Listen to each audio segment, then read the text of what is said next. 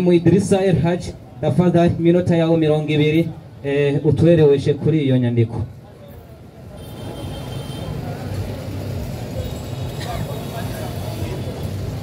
Naam. Assalamu alaikum wa rahmatullahi wa barakatuh. Wa alaikum assalam wa rahmatullahi wa barakatuh. Reka dushimire uhoraho Allah subhanahu wa ta'ala. Amahoro n'imigisha yoruke kwa soje n'umwana n'abahanuzi.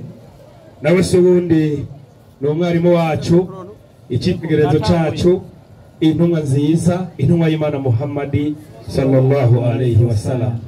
Hamwe n'abasangira ngendo biwe n'abayisilamu bose tuzogerageza kumukurikira kugeza ku munsi w'imperuka, dusaba uhoraho Allah kwadushira muri abaraho. Amin. Amen. Ikigwa cy'uno munsi Ndio ni ikigwa cyiza cyane kabisa, kandi twagitoye twisunze Bibiliya kabisa. Iyi Bibiliya rero mwumvirize iyo nyandiko twatoye. Hari inyandiko iboneka muri Bibiliya twebwe nk'abayisilamu tuyisomye kandi n'amajambo ya Yesu tugaca tuza tugasuzuma abakristo bari mu isi, turaza gusanga tankeka uyu murongo batawemera. Kandi mwese muraza kubona ko umurongo batawemera muri Bibiliya, kuko nibaza kuba bemera uno murongo uri muri Bibiliya biraza gusaba ko ibitaza kuba bihwanye n'uno murongo, nimba baza kuba ari abanyakuri ko bawuterera ku ruhande bavuga bati byo ko bitavuzwe na Yesu, ko bitisunze ino nyandiko, ibi si byo, hama ibintu bikagenda neza. Iyo nyandiko rero iboneka muri Yohana 5:31. Soma inyandiko. Kandi Yohana yari umwigishwa wa Yesu, nibaze ko atamubesheye, yavuze ibyo kuri. Soma iyo nyandiko. 5:31 Yohana. Haragira hati Ego asangwa n'ishingira intahe. Yesu aravuze amajambo meza cyane ati asangwa n'ishingira intahe. Intahe yanje ntizoba ari ukuri. Ati jewe Yesu mukumva ibyo nivuze ko kubwanje jewe ari je ndabisobanuye, iyo ntahe shinze jewe ntabwo izoba ari iyo ukuri. Komeza. Ariko hari undi anshingira intahe, hari uwundi ashingira intahe Yesu. Ubu rero dukeneye kumenya rero uyarinze yemerwa na Yesu akemera ko amushingira intahe ninde, afise uburemere bungana gute, gushikaho Yesu yavuze ati atawundi atari uyu, nta wundi muntu n'umwe ashobora kushingira iki intahe. Ntabwo ari pasitori, ntabwo ari Pawulo, ntabwo ari shehe aza gushingira intahe nde Yesu, kuko Yesu yavuze ati n'uyo umwe. Komeza. Nanje nzi yuko intahe yiwe anshingira. Yesu ati nzi yuko intahe yiwe ashingira ari ukuri. Iyo ntahe ngo ni ukuri. Yego mwebwe mwatumwe kuri Yohana, mwebwe mwatumwe kuri Yohana ashingira ukuri intahe. Ashingira ukuri intahe, icyo ni Kirundi. Ashingira ukuri intahe, yani hari intahe kandi iyo ntahe ni ukuri. Acerongera aragaruka ashingira ukuri iyo ntahe. Abo ni Kirundi, kirumvikana, kiratahuye. Komeza. Mugabo. Mugabo. Ego jewe sindagushingirwa intahe n'umuntu. Yemwe nizere ko ari mutari bikoko. Yesu ati sinkeneye umuntu avugira, sinkeneye gushingirwa intahe n'ikiremwa muntu. Yavyase Yesu. Wowe ukadushinga izindi ntahe zihushanye n'iza Yesu, wowe tuguterera hirya n'ubwo uzobura umuntu, kuko Yesu yaravyase. Komeza. Ariko icyo mvugiye ibyo kugira ngo mukizwe. Icyambere mwaba mutubwira ngo mwarakijijwe, ariko mugishingira intahe Yesu muri abantu urumva ntimurakizwa, nakagakiza ntimugira. Kugira ngo mukizwe nuko mwemera amajambo ya Yesu ko ashingirwa intahe n'umuntu umwe. Bandanya. Uwo yari itarajya kari kabonesha, kandi namwe mwamaze igihe muhimbawe no kwaka kwiwe. Uwo ni Yohana avugwa. Komeza. Ariko jewe mfise ikinshingira intahe. N'ibya Yohana ntutuzanire. Nubwo mwanezerewe nawe mukamara igihe munezerewe na Yohana mukemera n'inyigisho ziwe, Yesu ati n'uyo nyene nubwo mwamaranye igihe ntakashingira intahe. Komeza. Mfise ikinshingira intahe. Yesu ati mfise ikinshingira intahe kuruta Yohana. Ibya Yohana hano ntutuzanire. Ika turabyanse. Twisunze ibya Yesu kabisa. Komeza. Kuko ibikorwa data yamaye ngo mbiheraheze. Ibyo bikorwa nyene nkora. Bamwe ariko bararemeranya ngo Yesu ni Imana. Muragaba.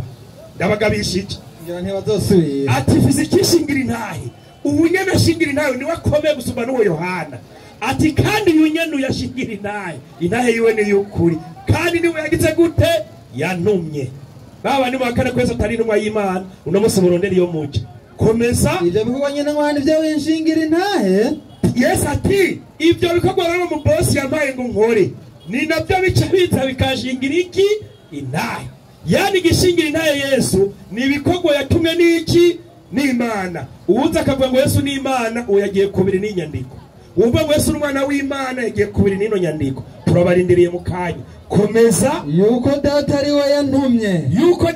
we yantumye nico gituma abayisilamu bose bo mw'isi barazi ko Yesu ari intumwa y'iki y'Imana twebwe nta makenga dufise ibyo turabizi ko Yesu ari intumwa y'Imana bandanye kandi data yantumye ni wanshingira intahe uyo ni washingira intahe nde Yesu sinyene umwarimu aza gushingira intahe Yesu atisunza amajambo Imana yavuze kuri Yesu kuko Imana yatumye Yesu niwe yonyene Yesu yemera ko imushingira iki intahe komeza nta murumva ijwi ryiwe icambere iyo Mana yashingira intahe Yesu babandi muza muratubesha nta muntu n'umwe ngo arumva ijwi yiwe komeza kandi nimwarabona ishusho yiwe n'ishusho y'ino Mana yatumye Yesu ari nawe yashingira intahe Yesu nimurabona n'ishusho yayo babandi mwirwa murabesha abantu Imana irambariye muratubwire mwahuriye ku mvugo ya Yesu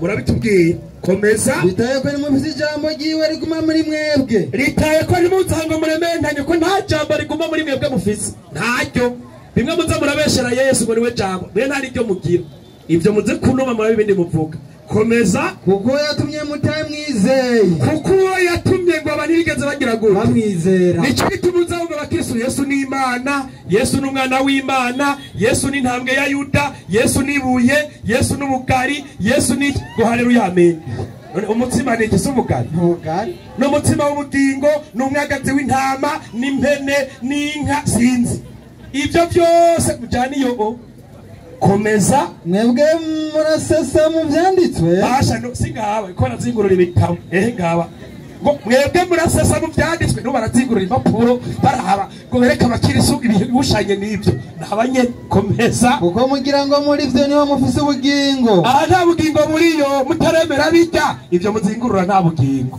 komeza kandi ari byo binshingira intahe ati nibyo bishingira navuga nta bugingo burimwo komeza ariko mukanka kuza kuri jewe ngo murongo ubugingo mwebwe tubabwira ati nimwemere ko Yesu ari intumwa y'Imana ngoya Yesu n'umwana w'Imana aho kuja ku majambo ya Yesu yashingiwe intahe n'Imana mwibereye mu bindi Yesu n'umwana w'Imana Yesu ni Imana haleluya saba aho gukurikiza byanditswe bo babura kuja kuri Yesu mukuri bakaja kuri Yesu mu kinyoma komeza singomba gushimwa n'abantu aho ni ngorane rero Yesu ashimwe haleluya Yesu ashimwe mwabibwiwe muri biti ngirasa abantu Yesu ati singomba gushimwa n'abantu muze kumbira Yesu ashimwe ngira ibikoko nimwe muri biti cyangwa amabuye sawa Yesu ati singomba gushimwa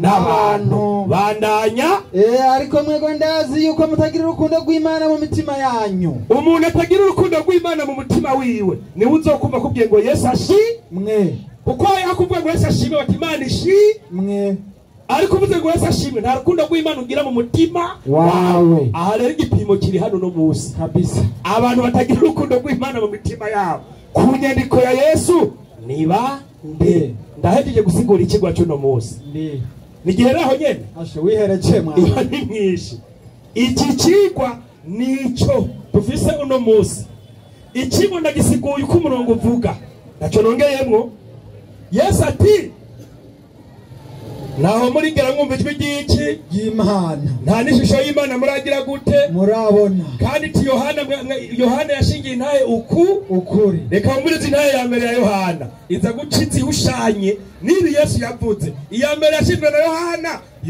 Matayo 3 umurongo wa 13 yarutse Matayo 3:13 ivyo byose Yesu ati wapi tivyo sivyo soma Matayo 3:13 haragira ati ico gihe Yesu ava i Galilaya, ico gihe ngo Yesu ava i Galilaya aja kuri Yorodani, aja kubatizwa aja kuri Yohana, azanye no kubatizwa nawe. Yego, ariko Yohana agomba kumwanyira, Yohana agomba kumwanyira ati ko ari jewe nkwiye kubatizwa nawe, uko ari jewe nkwiye kubatizwa nawe, none uje kuri jewe, none uje kuri jewe. Yesu aramwishura ati bikunde bikunde. Yesu ngo aramwishura ngo bikunde bikunde, kuko ari byo bidukwiye, kuko ari byo bidukwiye, ngo rushitse kugororoka kose. Unaramukundira, unaramukundira. Yesu amaze kubatizwa, ngo Yesu amaze kubatizwa acava mu mazi, acava mu mazi, ijuru riruguruka, bona muhemu w'Imana amanuka asa n'inuma mugwako. Buno rero ijwi riva mu ijuru riti, buno ngo ijwi riva mu ijuru riti, uyu ni riva mu ijuru riti, uyu niwe mwana wanje nkunda, uyu niwe mwana wanje nkunda, akampimbara. Yesu ati nta jwi ry'Imana murigera mwumva. Muraza kutubwira ko Yesu yabyase iri ryavuye mu ijuru ryari ryande, ko Yesu yavuze ati nta jwi ry'Imana murigera mwumva. Sitadire ko ibi bintu biza guhushana n'inyigisho yande ya Yesu, arico bituma rirementanya aba bazanye, kuko Yesu binabyemera nta jwi ry'Imana ryigeze riva mu ijuru. Komeza. Harabandanya. Buno Yesu aduganwa na muhemu mu bugaragwa. Uraheze inyandiko wasimbye isomo kwiri wayisimbye. Maze ijuru riruguruka, maze ijuru riruguruka, bona muhemu w'Imana amanuka asa n'inuma mugwako. Banzurindire, nta shusho y'Imana baragira gute barabona muri ya nyandiko ya Yesu yavuga tuwushingira intahe n'Imana yonyene. Nta jwi ry'Imana murigera mwumva, nta n'ishusho y'Imana murigera mubona. Ibyo byose n'iteka mitwe ry'aba bakristo muramenye mu bijana, kandi byaje kuri Yohana nyene. Yesu ati sibisikishingira intahe ku rutande Yohana, yani ntahe ya Yohana yose ni zero ku mvugo ya Yesu yabyanse. muze ngaha muvuga amagambo muriko murashigikira gusa, buryo mwanyura inyuma ndiko nimba ibinogo muza kugwamo, ashiye n'imitego werindira baza kuraba ayigwamo. Fizikishingira intahe ku ruta Yohana, yaba Yohana umubatizi, yaba Yohana umwanditsi. Yesu ati fizikishingira intahe ku rutande Yohana. Reka turaba Yohana umwanditsi nawe ntuze gukwepa ngo yavuze Yohana uyu. Yohana rimwe Yohana rimwe uze kwinjira aho naho banzura abayobora. Ubutumwa bwiza bwanditswe na Yohana rimwe. Yego, uko jambo yihinduye umuntu, ni Yesu Kristo. Urumva Yohana wundi aramuvugiye uko jambo yihinduye umuntu ni Yesu Kristo. Yesu ati singomba gushingirwa intahe n'abantu. Sinzi ko Yohana ari igikoko nuko yari umuntu. Bandanye inyandiko. Ubwa mbere na mbere jambo yariho. Uyu Yohana nawe arahaje. Ubwa mbere na mbere jambo yariho, kandi jambo yahoranye n'Imana, kandi jambo yahoranye n'Imana, kandi uwo jambo yari Imana, kandi uwo jambo yari Imana. Reka nibarize Yesu, mbe Yesu uyu Yohana nawe yavuze ibi ni umunyakuri cyangwa n'umubeshi? Yohana nyine aho nyine 14:24. Yohana 14:24. Naam. Haragira hati, agira ngo iki? 14:24. Yego, haragira hati utankunda nitondera amajambo yanje. Yesu ati utankunda nitondera amajambo yanje, kandi jambo mwumva si ryanje. Yesu ati iryo jambo mwumva ryavuzwe n'uwo Yohana si kwanje, ariko ni ryande, ni rya data yantumye. Babana ngo Yesu niwe jambo, kumbe baramaze kuzimira. Hariho ufise ijambo ariwe data yatumye nde Yesu. Uza kuza ngo Yesu niwe jambo n'umupagani, ubona umupagani muce mumenya muti mutuza kubatahura uno munsi arabesheye Yesu umupagani uyu ku mvugo yande ya Yesu. Kumbe n'iryo jambo si Yesu, ahubwo ni rya data yatumye nde Yesu. Yesu ati data ni washingira iki? Intahe. Si sawa? Sasa kubera iki Yesu yagumye avuga ngo data? Maraki 2:10 ze kucuza ngo umwana w'Imana ndakwaje zoba wigira ingora nukwayo nyarutse inyandiko. Maraki 2:10. Ego. Mbega twese ntidusangiye data. Mbega twese abantu bo mwisi ntidusangiye data. Imana yaturemye si imwe. Uvuze Yesu ngo umwana w'Imana utoce dusenge na jewe ndi uw'Imana. Nta umwana w'Imana. Kuko Imana yaturemye ni imwe. Yitwa data wa twese kubera yaturemye. Urumva ngo mugira Imana nyinshi. Uvuze ngo Yesu umwana w'Imana kuko yaremwe n'Imana. twese twaremwe n'iki? n'Imana. Nico gituma na Yesu yigisha abantu gusenga ati dawe wa twese uri mw'ijuru. Urabwira ko ari wa wenyene Yesu. Aha ndazi bagwayi baratanguye gushwana ngaho inyuma. Tuza murayabona. Sasa nama ziko zirakora na hano inyuma. Ikigo kiroroshe nukunza ukavuga uko ugapinga Yesu cyangwa ukemeranya nande na Yesu. Ukihenda ukaja inyuma y'iyo nyandiko ya Yohana 5:31 gushika 41 uraza kurabayibona mu nyuma. Bari ntaguteguza hano. Sisamu harimo. Ndiyo. Yesu ati ndafise ikishingire naye ku rutande Yohana tuwushingire naye ni data yamutumye. Sasa uyu yatumye Yesu rero nawe yamushingire naye Yesu ko ari iki? Sisamu harimo. Ndiyo. Yohana hagengera 14 amajambo ya Yesu gusa je ndiko ndakoresha. Yohana 14 umurongo wa mbere haragira hati hagira ngo iki? muhagarika imitima yanyu. Yesu acarigisha abantu nimuhagarika imitima yanyu mwizere Imana. Kumbe mwizere iki? Imana. Umbabwe ngo munyizere jewe? Mwizere Imana ubwa mbere. Yego nanje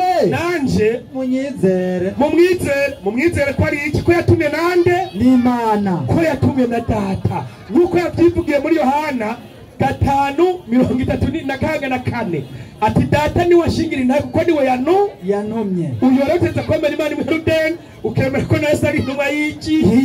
Y'Imana. Ibirushanye nibi n'urusaku. Yesu acavuga ati kugira ngo mbere mutogere mu ijuru nuko mwubahiriza inyandiko muri Yohana 5:31 gushika kuri 41 acavuga amajambo ya 13 Yohana 13 haragira ati ubu nibwo bugingo budashira. Kugira ngo uzora ubugingo budashira ubyitegererezwa ko bamenya we Imana yonyene y'ukuri. Nuko abantu batahura ko ari Imana imwe yonyene y'ukuri. Nuwo yatumye. Nuwo iyo Mana yatumye yitwa nde? Yesu Kristo. Uzupinge bino. Uzupinge. Yesu ni intumwa y'iki? Imana. Reka kwidoga n'inyandiko. Usubira kumwita Imana Yesu gaye. Ugasubira hano uzobuguye mu kinogo. Ingorane. Zoba ari kibazo. Zabatumva. Sisabu harimo? Ndiyo. Atugira ngo ubugingo budashira. Menye ko hari Imana imwe yonyene y'ukuri n'uwatumye yitwa nde? Yesu. Luka 18:18 hari abantu usange ko bararogota baza kubeshera Yesu hano. Reka bikuma muri hakirikana. Some nyandiko 18:18 umukuru w'isinagogi aramubaza ati haje umukuru w'isinagogi kubaza Yesu saba araza arabaza mwigisha mwiza ati ngo nzendaga ubugingo budashira. Wari iki kugira ngo nzendaga ubugingo budashira? Maze Yesu aramubaza ati unyitirike mwiza. Nta mwiza atari umwe niwe Mana. Abandi ngo uri mwiza abo n'abapagani unyitirike mwiza. Nta mwiza atari umwe niwe Mana. Muze ngaha murogoti turabamenyere ayo byose ariko ndavuga araza fuke acanganya abantu mu mitwe. Turagaruka agira amamontage yiwe turaza kabisa. Sisamu harimo Yesu arabyaze saho gusa mwarimu 12 Mariko 2:8 wumvirize ubutumwa bwiza uko bwanditswe na Mariko 12:2:8 yego hazwe abanyabwenge bivyanditse yumva babazanya ngo amenye ko mwishuye neza. Ujye bikorere nk'ibindi byatanguye muno minsi no bwiye cha Yesu byaraba baje kubaza Yesu bamubaza ngo iki? Amubaza ati bwirizwa ry'imbere muri yose nirihe? Twebwe muri Islam urenze ibwirizwa rya mbere ryo kwemera Imana imwe rudende naho ukora ibisigaye byose mu muriro finali jahannam. Uranzi ibizwa ryambe ryo kwemera Imana imwe rudende ukaza gusenga itariyo uzoshaka gukora ibyo ushaka byose bingana iki? Iherezo ryawe ni mu muriro. Kubera iki? Uba wamaze kubangikanya iki? Imana na Yesu ibwirizwa babwiye ko ari rikuru niriye. Some iryo nyene Yesu aramwishura ati imbere niri ngo nimwumve yemwe Bisirayeli ura Imana yacu na Yesu yishizemwo niwe uhoraho wenyene. Yesu agaruka gushinga intaye ko yatumwe n'iki? N'Imana. Kandi na Yesu ashingira intaye Imana imwe rudende. Imana batarigera bumva ijwi ryayo batarabona n'ishusho mu numa yayo byabi ningone mu butatu iryo nirementanya batware batamena. Oya rindira hari abantu babaye abapagani gushaka kugira ngo Imana ngo iri mu butatu butagatifu ubona busuzuguritse ubwo buntu mwasuzuguye butatu ukabushyiramo imana wowe uca mu ijuru ubutatu mu gikoni ubuntu butatu imana ibemwo umuremyi w'ijuru n'isi namwe nimusuzugurana murarengeje usuzugura imana biri mu buntu barenda butatu kubufatanganya yani imana ikeneye abayede nishoboye imana y'aba bakristo bacagira ubuntu butatu bufatanye ngo bugize imana imwe naho nyene ubuntu inna lillahi wa inna ilaihi rajiun. Assalamu alaikum. Wa alaikum salam wa rahmatullahi wa barakatuh. Urakoze cyane mwarimu. Dusabe rero mwenyekiti ku ruhande rw'abakristo ahagurutse umwigisha ku ruhande rwabo iminota yiwe 20. Murakoze abakristo aho bari tuzamura ibiganzo ku arakoze umwarimu ku ruhande rw'abayisilamu ahejeje iminota 20 avuga ivyiyumviro by'iyo nkuko avyiyumviriye. Ikigwa ni kijyanye dukura mu gitabo cy'ubutumwa bwiza bwa Yohana igice cya 5 uwe ku murongo wa 31 kuduga. Rero ngomba mpamagare umwarimu ku ruhande rw'abakristo amwigishe ibyo adatahura. Abashaka ko yigisha bashyira amaboko yabo hejuru. Ababonye abo bose barashaka ko wigisha. Karibu bwana Moses, iminota 20 umwigishe kugira ngo tubandanye kandi nabo batahure. Nabo bari hano mu ruhande rw'abayisilamu cyangwa rw'abakristo nabo batahure. Mumukomera amashari ko araza kugira ngo iminota 20. Yes. Uyu mwanya ego kugira ngo dushobore kwigisha abayisilamu kuri iki kigo bashoboye kuzana cyanditse muri Yohana 5:31 kugeza 4:2. Bemeza neza yuko ibi byanditswe abayisilamu mu byo bizera batwemere ko bizera ko Yesu ari intumwa y'Imana. Ngo mugabo abakristo ntibemera ko Yesu ari intumwa y'Imana. Ninde yabikubwiye ibyo? Ninde yabikubwiye? Twebwe abakristo turemera ko Yesu ari intumwa y'Imana. Mbega yatumwe gukora iki? Nicyo ari kwiye kubaza kuko yaratumwe. Ariko yatumwe gukora iki? Kandi imirongo imwe wayitanze ndaza kuyicako.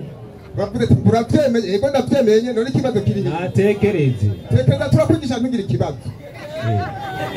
Bagigeze mu butumwa bwiza uko bwanditswe na Luka 19:10 amajambo y'Imana avuga gutya kandi umwana w'umuntu yazanywe umviriza yazanywe no kurondera no gukiza icyari cyarazimiye.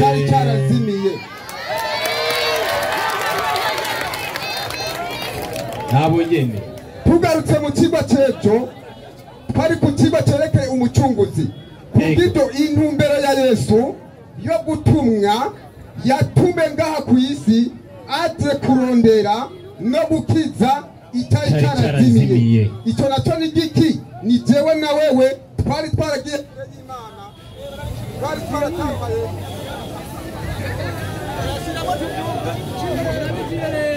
Yesu ari intumwa yande Imana. Sawa, kandi nabo batemeye.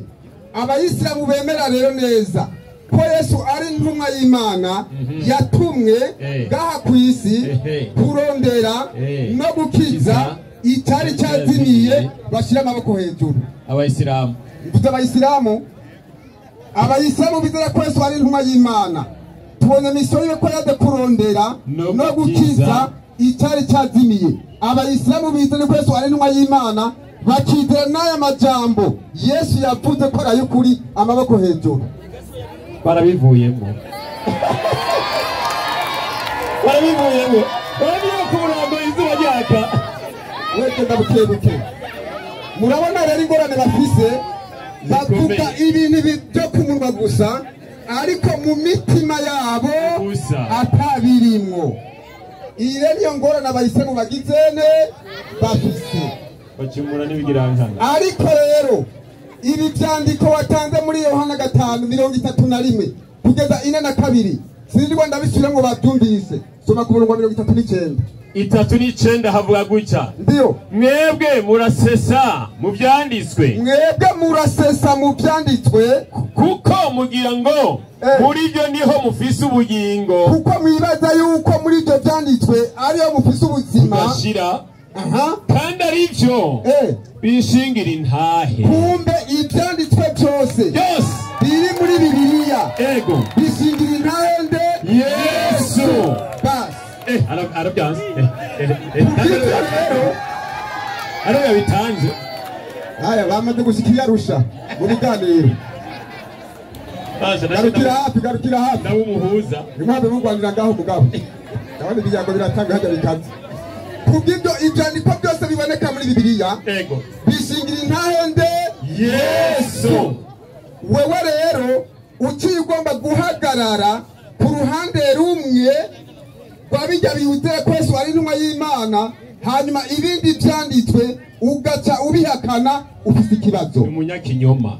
Kuko ahantu wagombye guhagarara washatse kwerekana neza yuko ngo ntidukeneye uwundi muntu aza kuvugira Yesu, ngo dukeneye Imana nyene ubwayo, ngo yuko ariyo imushingira intahe, ngo kuko ngo intahe Yohana ngo arafite Yesu kimushingira nyene kuruta Yohana nde umubatizi. Ngo ibyo Yohana ntabyo dukeneye, n'ibyo abandi bantu ntabyo tugizene ntabyo dukeneye.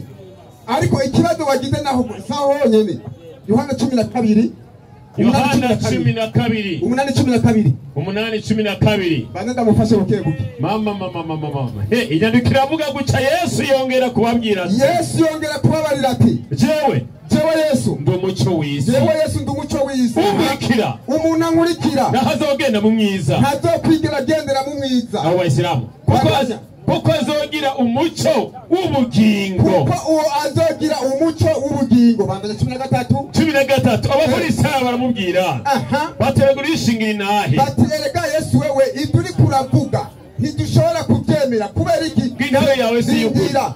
Imana iri kirabivuga nibyo uri kurivugira. Kubw'ibyo rero batari Imana yabivuze nkuko bayidisa bariko baravuga ati ntidukene undi muntu aza kuvuga, tugomba Imana yonyine abariyo yivugira. Iyi mbonere abayisilamu bafise uno munsi n'abafarisayo niyo bari bafise nico kimwe. Umviriza Yesu ikinyere cyavuga rero.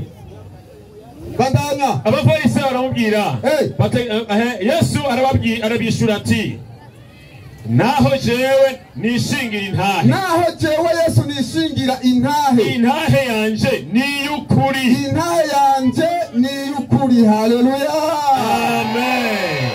Kubw'ibyo amajambo yavuye mu kanwa ka Yesu na y'ukuri. Amajambo yose aboneka muri Bibiliya abigishwa biwe bagiye bandika si amajambo yabo, ariko banditse amajambo yande ya Yesu. Kubw'ibyo amajambo abonekamo n'amajambo y'ukuri. Amajambo Yesu yavuze na y'ukuri, amajambo Imana amushingire na y'ukuri, amajambo n'abigishwa biwe banditse na y'ukuri. Bas wewe nyamugomba kuza kuvuga ati ibyo abigishwa banditse ibyo Yesu yavuze patari y'ukuri, uraza gutanga umurongo. Hanyuma akagerageza guhunga rero ahantu yagumye afatira pena. Mwumvise neza agomba Imana bariyo yivugira. Mugacobanye yuko na Yesu nabonye n'ubwiwe avuga yuko intahe yishingira ari iki?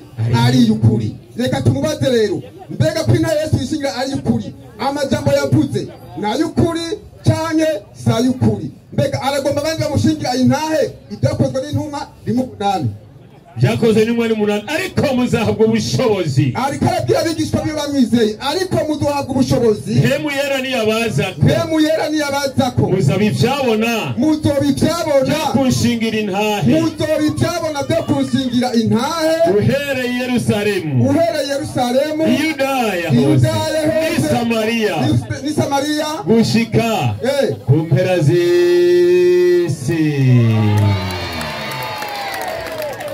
Bakiye batwenga abayisilamu ati Mose sikira amusize mwivu oya ntabujya kabisa no munsi. Yesu nawe ariko aravuga igisha mwe ko yarungitse abigishwa be bagenda kugirane kumushingira intahe. Sindire aya majambo Yesu yategetse abigishwa biwe ko bagenda kumushingira intahe arayikinyuma, ngo ni kubera Imana atariyo yavuze.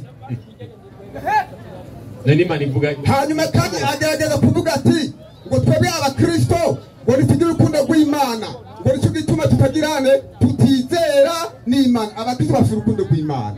ateshwa Abaroma 5:5. Abaroma 5:5 Ndiyo. Abaroma 5:5 ibyanditswe bivuga gutya mwarimu. 5:5 Abaroma nahageze 5:5 havuga gutya mutama. Ndiyo.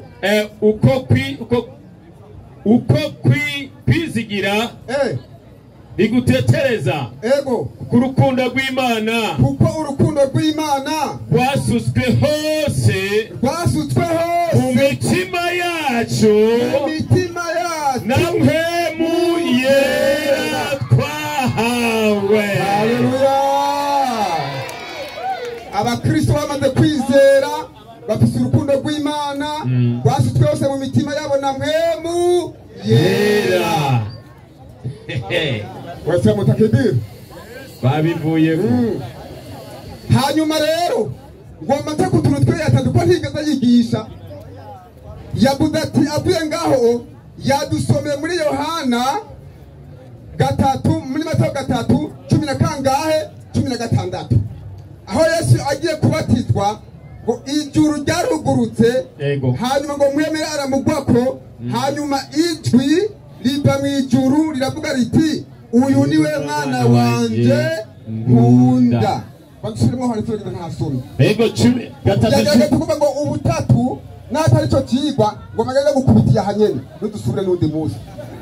Yesu amaze kubatizwa atava mu mazi maze shiruguruka abona muhemu w'Imana. Kubw'ibyo Yesu yari mu mazi ariko arabatizwa hanyuma muhemu w'Imana araza amugwako afite ishusho y'iyigi inuma ibintu bingahe bibiri hanyuma buno jwi riva mu ijuru buno rero ijwi riva mu ijuru riti uyu niwe mwana wanje nkunda akampimbara gezaho kubw'ibyo aha ibintu bitatu birabonetse ubu n'ubutatu nuko atari cyo kuvuga itegura ntitugomba kudanza y'ikigwa aha Yesu ariko arabatizwa wemera aramuzeko hanyuma ijwi rivuye mu ijuru ijwi ry'Imana bwa riti uyu niwe mwana wanje nkunda akampimbara. Abayisa mutipu hajya badusomeye ngo naho murigera mwumva ijwi ry'Imana kandi ntimurigera mubona n'ishusho yayo. Imana iraboneka ni wakatwa no gusomera muri Qur'an ariko ngo wenda kwigishije muri Bibiliya neza bajya bariko barabwirwa ijwi ry'Imana ntibigeze baryumva kubera iki nuko Yesu ariko aravuga ntibigeze bashaka gutahura no kumva ajya amajambo bariko barabwirwa bayazigame. Ibyo rero ntibigeze bumva ijwi ry'Imana kuko Imana yatumye Yesu ngaha ku isi aze kurondera no gukiza icyari cyarazimiye hanyuma barabihakana ntibigeze bumva ijwi ry'Imana rero ariko twibaze yuko ijwi ry'Imana batagizene bataryumvise. Petero 2:16 Petero wa 2 16 nibaze abigishwa bari kumwe na Yesu batubwira iki? Petero wa 2:16 ijambo ry'Imana riravuga gutya 16 kuko byanditswe ngo mube abera nkuko nanje. Petero 2:16 nari mu wa mbere kuko tutakurikiye imigani yaremwe n'akenge hamwe twabamenyesha ubushobozi bw'umwami wacu Yesu Kristo no kuzoza kwiwe ariko nuko twiboneye n'amaso yacu icubahiro ciwe gihambaye. Amen. Kuko yahawe n'Imana Data wa twese. Soma 18 iryo jwi twaryumvise rivuye mu ijuru. Abigishwa bari kumwe na Yesu bari mufite ry'Imana rivuye mu ijuru. Abayisilamu nabo ijwi ry'Imana rigata rigirane yumvikana Imana nyitavuga Imana yakiravuga. ibahiceti ahubwo cyangwa n'ikibazo ku bayisilamu kwizigira imana ritigeze ryumvikana batubwira gute yuko Muhammad ari intumwa y'Imana yatumwe nande kwizigira imana ntigera ryumvikana yatumwe nande yanditse amajambo yakura hehe kw'Imana ikavuga kumwe yanditse by'iwiwe koma amashi yiyandikiye iby'ubwenge bwiwe nuko atari cyo kigwa dufite kuba yanjye kubw'ibyo rero ishusho y'Imana kandi iraboneka abariko barabwirwa nibajye abantu bari mu gihe cya Yesu bajye bari bakorera ariko arababwira ntibigeze babona ishusho y'Imana ariko ishusho y'Imana iraboneka 12:5 guharura genda kugirako ego 12:5 guharura 12:5 guharura jambo ry'Imana riravuga gutya ndio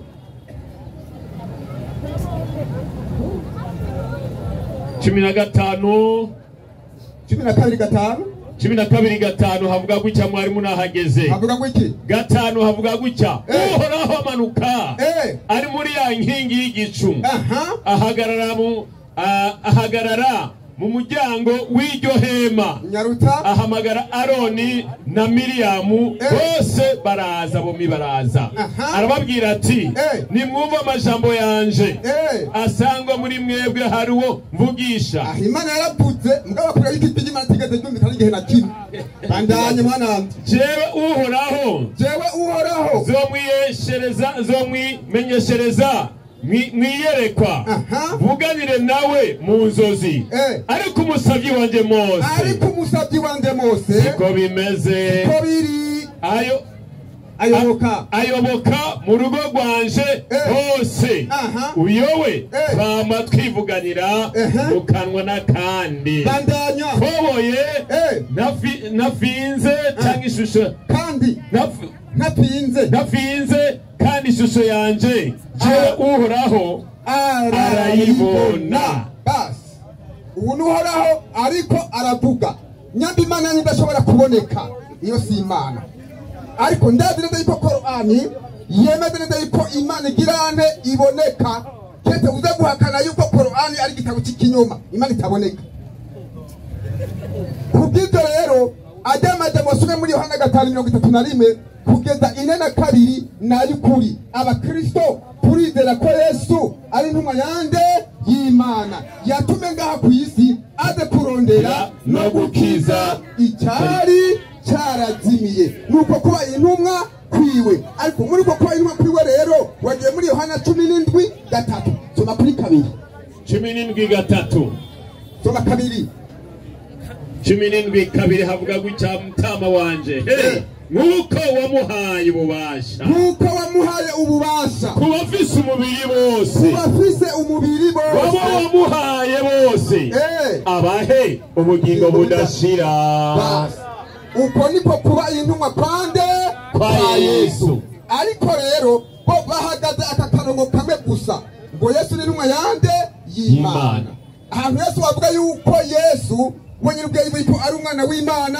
bacabihakana Yesu yavuze Imana ubwo yashinze nibwo yuko ngo uyu niwe mwana wanje nkunda akampimbara ni Imana yavuze ishingira intahende Yesu ariko abayisa bagomba kubyumva bacabivamo kandi bashaka intahe y'Imana kandi bashaka intahe yande y'Imana none gashe aya majambo Imana yashingiye Yesu hari umwana wayo akunda nayo ukuri urayemera ko aramajana buzwa n'Imana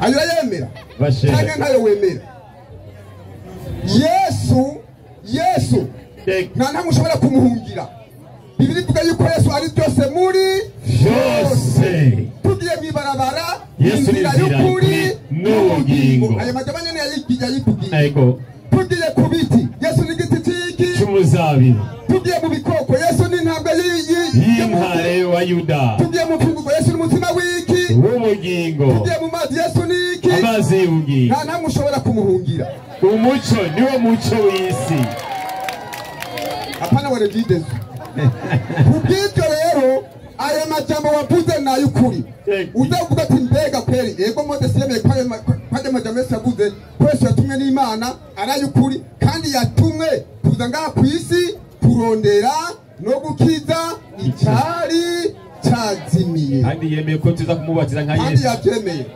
kubw'ibyo rero Yesu ni intumwa y'Imana kandi yongera akaba n'umwana wande ni w'Imana. Uzo kubihakana ikiganiro kijya nikirahera ntihatari yigisha mwiza. kubw'ibyo rero aya majambo ari muri Yohana n'ay'ukuri twebwe ntituyahakana, kiretse mwebwe muza guca muhakana ko Yesu atari umwana wande w'Imana. Nimwaza kubihakana rero kandi amajambo yavuzwe n'Imana, umviza Bibiliya ingene ikikwita. Cete ca mbere ca Yohana 2:22. Cete ca kabiri ca Yohana Ca mbere ca Yohana ndiyo 2:22. Genda ngo mu Mwisilamu ibindi siniwenda bijamwo kuko tubaye ibintu byinshi tuhava bibaremera. Amajambo Imana yashingiye intaho yivugiye ubwayo ivuga ko Yesu ari umwana wayo ikunda. Aya majambo murayemera cyane ntayo mwemera? Amajambo avuga gutya mwarimu. Ndiyo ubihakana ninde? Umubeshi ninde? Umubeshi ninde? Atari uhakana ko Yesu, atari umuntu hakana ko Yesu ari Kristo, niwe antikristo. Niwe antikristo ahakana data wa twese nande n'umwana wayo. Kuko umuntu adaguhakana data wa twese agahakana yuko Imana itabyara, agahakana ko Yesu atari umwana w'Imana, uwo ninde? Antikristo. Nuko umuntu adakumagana murindiye umuntu wese ahakana umwana. Nimumva gusa umuntu adaguhakana ko Yesu atari umwana w'Imana, imwe na rimwe mu kimenya yiparinde ari antikumuhakanyi. Mumukomera amashi. Tubigishe nitubigishe.